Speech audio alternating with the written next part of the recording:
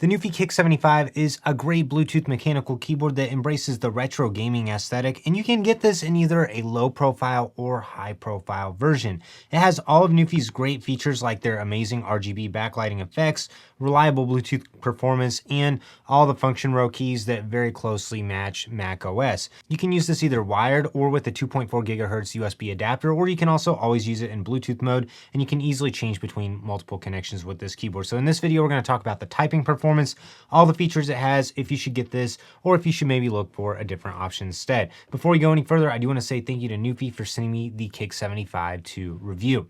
When I first got this out of the box, I was really impressed with the build quality out of it. Even though it's plastic, it's got a really cool translucent top case on it. The bottom is completely made of plastic, and it also has that retro gaming look on it as well. You can choose either to use it flat, or you can also use the feet on the back to elevate it a little bit. And also on the back of the keyboard, you have the USB port for charging it or using it in hardwired mode, the spot that stores the USB receiver, and then you got a switch that changes it back and forth between wired and wireless mode. And you have the ability to change between Windows and Mac layout. You can easily put it in pairing mode by pressing and holding function in either 1, 2, or 3. That'll activate the Bluetooth mode and the lights will start to blink to show you it's now in pairing mode. If you want to use it with the USB dongle, then you press function and 4. You can also change the backlighting effects with the function button and then the left arrow. That'll change between a ton of different effects, and then the right arrow is what you use if you want to change between the different colors. And you can also adjust the brightness up and down with the up and down arrows on this too. So tons of different backlighting effects with this. The Kick75 also has a knob on the top of it, and it comes pre-configured for volume, where it's going to adjust the volume up and down, and if you click it, it'll mute the volume on your computer. But you can remap this button and all the buttons on the keyboard using NuPhy IO software. So to access NuPhy IO, you just run this in the wired mode with your computer, and then you use a web browser, which Chrome worked well for me. I couldn't make this work with Safari. You can use that to reprogram it. This is a mechanical keyboard, so it gives you that satisfying feel and sound depending on the key types that you get it in. And you can get this either with red, brown, silver, or blush switches. And the blush switches are really cool because they're pretty much silent, and the volume out of those is going to be very close to just using a standard scissor style keyboard while still giving you more feedback than you're going to get with one of those keyboards. I got this one with the red nano switches, which has a nice linear feel with a very natural keystroke, which is really nice and has a great sound profile to it.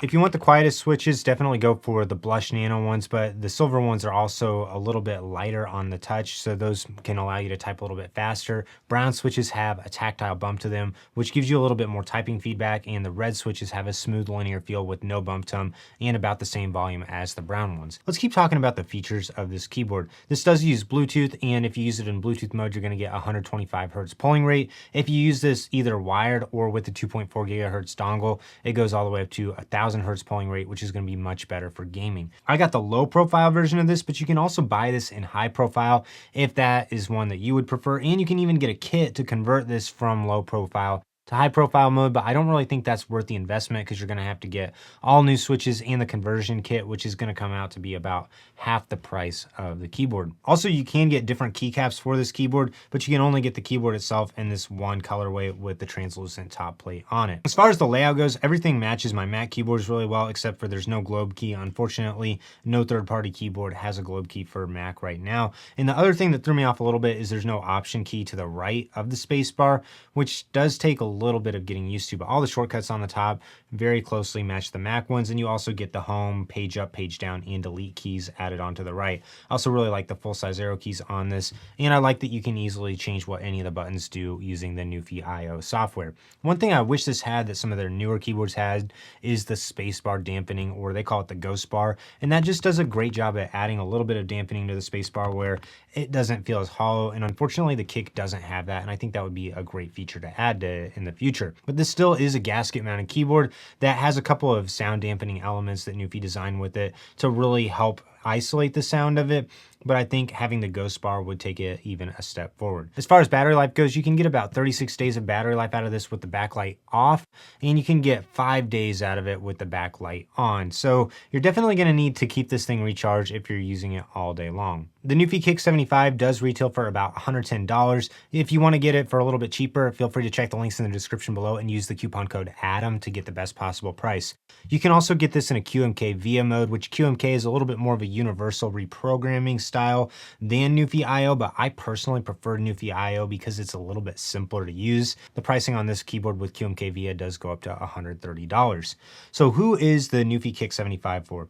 This is for you if you want a keyboard that doesn't look like the standard Air, that gives you a little bit more separation from the number keys to the function row and also the spaces between the function row. If you want the rotary encoder on it, and if you want the ability to go in and change this to a low profile or high profile mode. My recommendation though is pick the one that you want and get it stock from the factory, because you're going to be investing quite a bit of money if you do want to get that conversion kit later on. Overall, the typing experience on this is very smooth and fast. The keyboard has a great feel to it, but it doesn't have the aluminum plate on it, which can lead to a little bit of flex, but this is so thick that you're not going to feel flex on it whenever you're just typing with it flat on your desk. So overall, really recommend the NuPhy Kick75 for anyone who's looking for an awesome mechanical keyboard with several great switch types available. If you're interested in buying this, I will have links to buy in the description below, and be sure to use the coupon code ADAM to save a little bit of money.